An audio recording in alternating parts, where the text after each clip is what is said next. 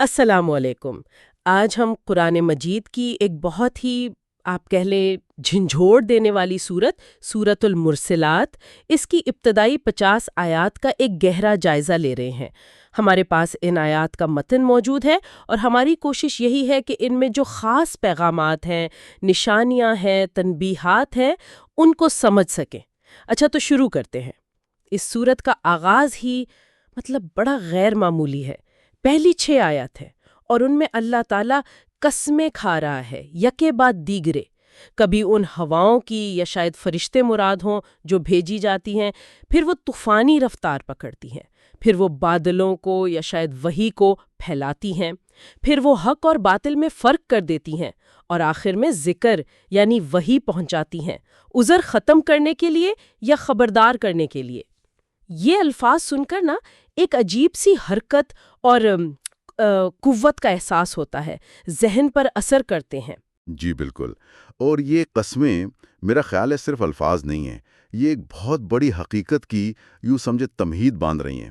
ان قسموں کا مقصد سننے والے کو تیار کرنا ہے اس اعلان کے لیے جو فوراً بعد آیت 7 میں آ رہا ہے، انما توعدون لواقع، یعنی بے شک جس چیز کا تم سے وعدہ کیا جا رہا ہے وہ لازماً واقع ہو کر رہے گی۔ اور یہ وعدہ، یہ کس چیز کا وعدہ ہے؟ وہ کون سی حقیقت ہے جس کا ہونا اتنا یقینی ہے کہ اتنی قسمیں اس کے لیے؟ دیکھیں، یہ وعدہ ہے قیامت کے دن کا، فیصلے کے دن کا، جسے آگے چل کر آپ دیکھیں گے آیت 13-14 میں یوم الفصل کہا گیا ہے، یعنی وہ دن جب بالکل حتمی فیصلہ ہو جائے گا حق اور باطل کا، نیک اور بد کا۔ اور اس دن کی جو شدت ہے، جو ہیبت ہے، اس کا اندازہ آپ آیات 8 سے 13 میں دیکھ سکتی ہیں۔ ستارے بے نور ہو جائیں گے، آسمان پھٹ جائے گا، پہاڑ تو جیسے دھول بن کر اڑ جائیں گے، اور تمام رسولوں کو اکٹھا کیا جائے گا ایک مقررہ وقت پر گواہی کے لیے۔ یہ سب اسی فیصلے کے دن کے لیے ہے۔ ان آیات میں ایک چیز جو بار بار آ رہی ہے اور وہ بہت نمایاں ہے، ایک جملہ ہے۔ ان 50 آیات میں کوئی 10 مرتبہ آیا ہے، وَيْلٌ يَوْمَئِذٍ لِّلْمُكَذِّبِينَ، تباہی ہے اس دن جھٹلانے والوں کے لیے۔ یہ تکرار، یہ تو غیر معمولی ہے۔ اس میں کیا حکمت ہے؟ بہت شدید انداز ہے یہ۔ جی، یہ واقعی بہت اہم نکتہ ہے۔ یہ تکرار صرف زور دینے کے لیے نہیں ہے، میرا خیال ہے اس کا ایک آپ کہہ لیں استدلالی پہلو بھی ہے۔ ہر بار جب اللہ تعالیٰ کوئی دلیل دیتا ہے، چاہے وہ قدرت کی نشانی ہو، کوئی پچھلی قوم کا واقعہ ہو یا قیامت کا کوئی منظر، تو فوراً بعد یہ جملہ آتا ہے، وَيْلٌ يَوْمَئِذٍ لِّلْمُكَذِّبِينَ۔ یہ ایک طرح سے ہر دلیل کا نتیجہ بیان کر رہا ہے کہ اگر یہ دلیل نہیں مانتے تو پھر یہ انجام ہے۔ یہ ایک وارننگ بیل کی طرح ہے جو ہر اہم بات کے بعد بجتی ہے تاکہ سننے والا غفلت سے جاگے، سمجھے کہ جھٹلانے کا نتیجہ کتنا خوفناک ہے۔ اچھا، اسی سلسلے میں آیات 16 سے 18 ماضی کی طرف اشارہ کرتی ہیں، پچھلی قوموں کا ذکر ہے۔ الم نہلک الاولین، کیا ہم نے پہلوں کو ہلاک نہیں کیا؟ ثم نتبعہم الآخرین، پھر ہم ان کے پیچھے بعد والوں کو بھی لے آئیں گے۔ کذالک نفعل بالمجرمین، ہم مجرموں کے ساتھ ایسا ہی کرتے ہیں۔ اس تاریخی حوالے کا یہاں کیا مقصد ہے؟ دیکھیں، اس کا تعلق اسی یوم الفصل اور مکذبین کی بات سے جڑتا ہے۔ یہ اللہ کے ایک مستقل قانون کی طرف اشارہ ہے، قانون مکافات عمل کہہ لیں۔ مطلب یہ کہ اللہ کا طریقہ مجرموں اور حق کو جھٹلانے والوں کے ساتھ ہمیشہ ایک جیسا رہا ہے۔ جیسے پچھلی قوموں نے انکار کیا، سرکشی کی، تو ان کو سزا ملی، تو اسی طرح بعد میں آنے والے جو لوگ وہی راستہ اختیار کریں گے ان کا انجام بھی ویسا ہی ہوگا۔ یہ تاریخ کو گویا ایک آئینہ بنا کر سامنے رکھا جا رہا ہے کہ دیکھ لو، عبرت حاصل کر لو۔ یہ یقین دہانی ہے کہ اللہ کی پکڑ سے کوئی بھاگ نہیں سکتا، وقت بدلنے سے قانون نہیں بدلتا۔ تاریخ سے سبق دلانے کے بعد گفتگو کا رخ انسان کی اپنی ذات کی طرف مڑتا ہے۔ آیات 20 سے 23 انسان کو یاد دلایا جا رہا ہے کہ اسے کیسے پیدا کیا گیا، ماء مہینہ، ایک حقیر پانی سے، پھر اسے ایک قرار مکینہ، محفوظ جگہ یعنی ماں کے رحم میں رکھا، ایک قدرن معلومہ تک، ایک معلوم مدت تک۔ یہ دلیل قیامت کے انکار کا جواب کیسے بنتی ہے؟ یہ تو بہت ہی بنیادی اور ذاتی قسم کی دلیل ہے۔ انسان کو اس کی اپنی حقیقت یاد دلائی جا رہی ہے۔ اللہ کی قدرت کا اس سے بڑا ثبوت کیا ہو سکتا ہے بھلا، کہ ایک حقیر قطرے سے وہ اتنا پیچیدہ، اتنا احسن تقویم والا انسان بنا دیتا ہے۔ تو جو ذات پہلی بار یہ کمال دکھا سکتی ہے، اس کے لیے کیا مشکل ہے کہ مرنے کے بعد دوبارہ زندگی بخش دے؟ آیت 23 کا اختتام دیکھیں، فَقَدَرْنَا فَنِعْمَ الْقَادِرُونَ، پھر ہم نے ایک اندازہ مقرر کیا اور ہم کیا ہی خوب اندازہ مقرر کرنے والے ہیں۔ یہ اللہ کی پرفیکٹ پلاننگ، اس کی بے مثال قدرت کا اعلان ہے۔ جو پہلی بار کر سکتا ہے وہ دوبارہ بھی کر سکتا ہے۔ یہ بہت مضبوط عقلی دلیل ہے قیامت پر ایمان کے لیے۔ اسے کفاتن کہا گیا ہے، یعنی سمیٹنے والی۔ کن کو سمیٹنے والی؟ احیاءن و امواتن، زندوں کو بھی اور مردوں کو بھی۔ زندوں کو اپنی پیٹھ پر جگہ دیتی ہے اور مرنے کے بعد اپنے اندر دفن کر لیتی ہے۔ پھر فرمایا کہ اسی زمین میں اونچے پہاڑ گاڑ دیے، رواسیہ شامخاتن، اور میٹھا پانی پلایا، ماءن فراتن۔ یہ نکات کیوں اہم ہے؟ یہ نکات اللہ کی ربوبیت کو ظاہر کرتے ہیں، یعنی وہ کیسے کائنات کو پال رہا ہے، چلا رہا ہے۔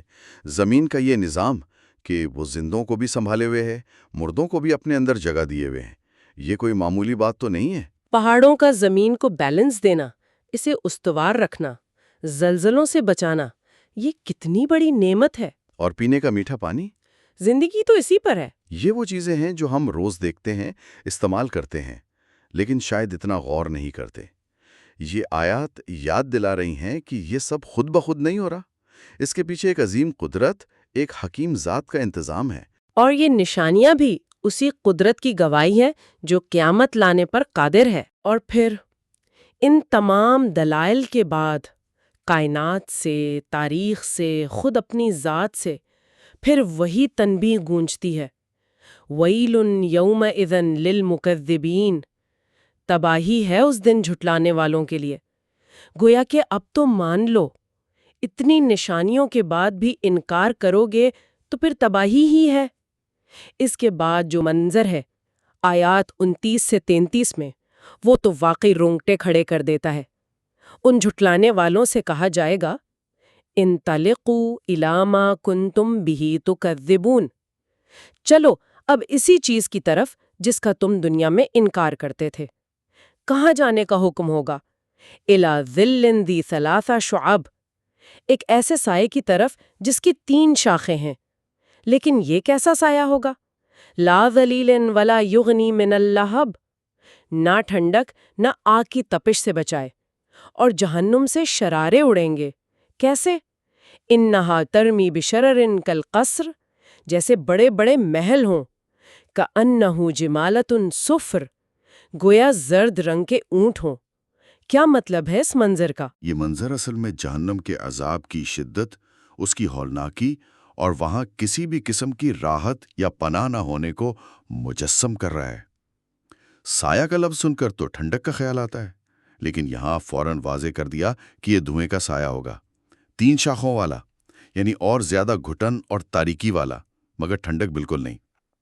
اور آگ کے شراروں کو محلوں سے اور زرد اونٹوں سے تشبیہ دینا، یہ صرف ان کا سائز بتانے کے لیے نہیں ہے، یہ ان کی ہیبت، ان کی دہشتناکی کو ظاہر کرتا ہے۔ زرد رنگ ویسے بھی اکثر خوف، بیماری، وحشت سے جڑا ہوتا ہے۔ یہ تشبیہات ایسی ہیں کہ سننے والے کے ذہن پر ایک خوفناک تصویر بن جائے، تاکہ وہ عذاب کو صرف خیالی نہ سمجھے، اس کی سنگینی کا کچھ اندازہ کرے۔ اور اسی ہولناک منظر کے ساتھ ہی آیات 35 اور 36 میں ان کی حالت بتائی گئی ہے۔ ھذا یوم لا ینطقون، یہ وہ دن ہوگا جب وہ بول بھی نہیں سکیں گے، ولا یؤذن لہم فیعتذرون، اور نہ انہیں اجازت ملے گی کہ وہ کوئی عذر پیش کریں۔ ان کی یہ خاموشی، یہ بے بسی، یہ کیا ظاہر کرتی ہے؟ یہ ان کے جرم کی سنگینی کا ثبوت ہے، اور یہ کہ اب ان کے پاس اپنے دفاع میں کہنے کو کچھ بھی نہیں ہے۔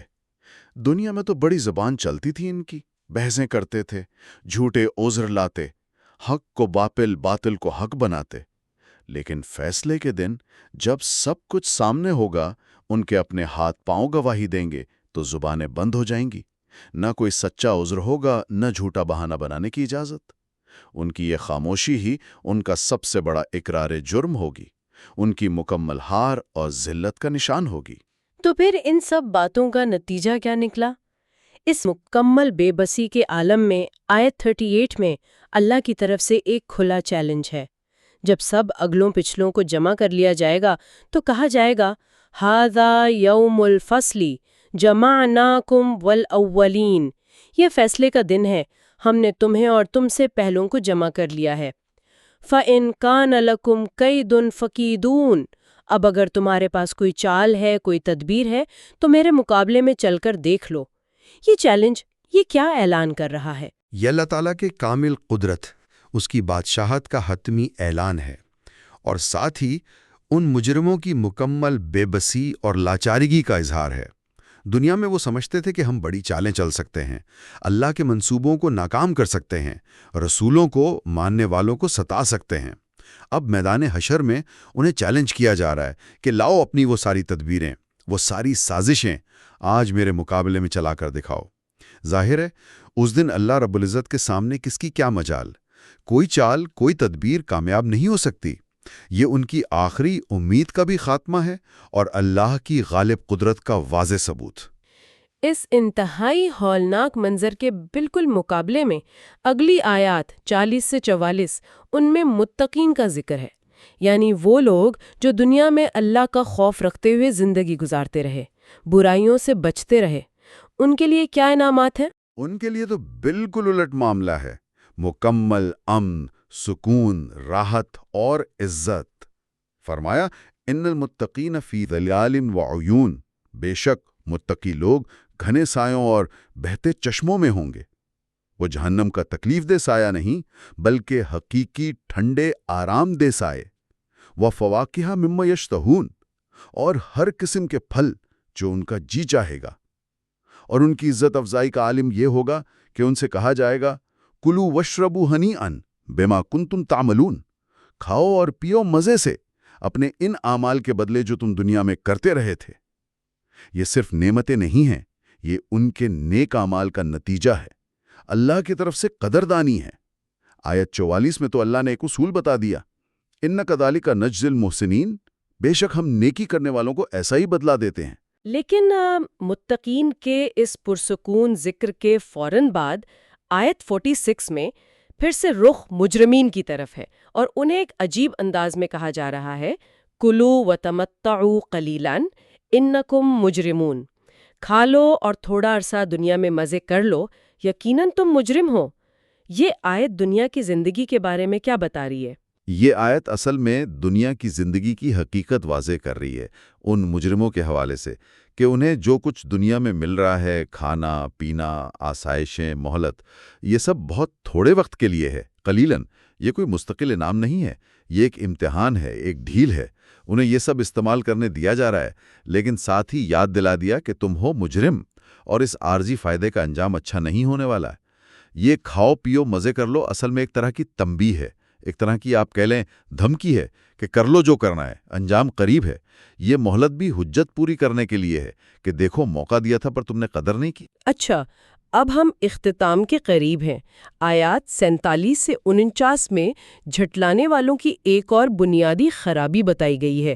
وَإِذَا قِيلَ لَهُمْ ارْكَعُوا لَا يَرْكَعُونَ، اور جب ان سے کہا جاتا ہے کہ رکوع کرو، یعنی اللہ کے آگے جھکو، اس کی عبادت کرو، تو وہ نہیں جھکتے۔ اور پھر وَيْلٌ يَوْمَئِذٍ لِّلْمُكَذِّبِينَ کی تکرار کے بعد آخری آیت 50ویں آیت ایک بہت ہی سخت سوال پر اس حصے کو ختم کرتی ہے۔ فَبِأَيِّ حَدِيثٍ بَعْدَهُ يُؤْمِنُونَ، تو آخر اس قرآن کے بعد وہ اور کون سی بات پر ایمان لائیں گے؟ اللہ کے حکم کے سامنے جھکنے سے انکار، یعنی نماز اور اطاعت سے انکار۔ یہ ان کے تکبر کی جڑ ہے، ان کی سرکشی کی علامت ہے۔ وہ خود کو اتنا بڑا سمجھتے ہیں کہ خالق کے سامنے سر نہیں جھکا سکتے۔ یہ ان کی اصل بیماری ہے۔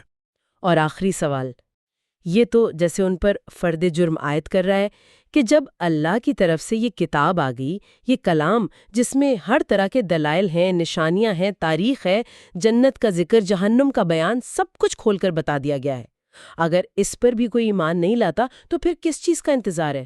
کون سی بات، کون سی کتاب اس قرآن سے زیادہ واضح، زیادہ سچی، زیادہ مؤثر ہو سکتی ہے؟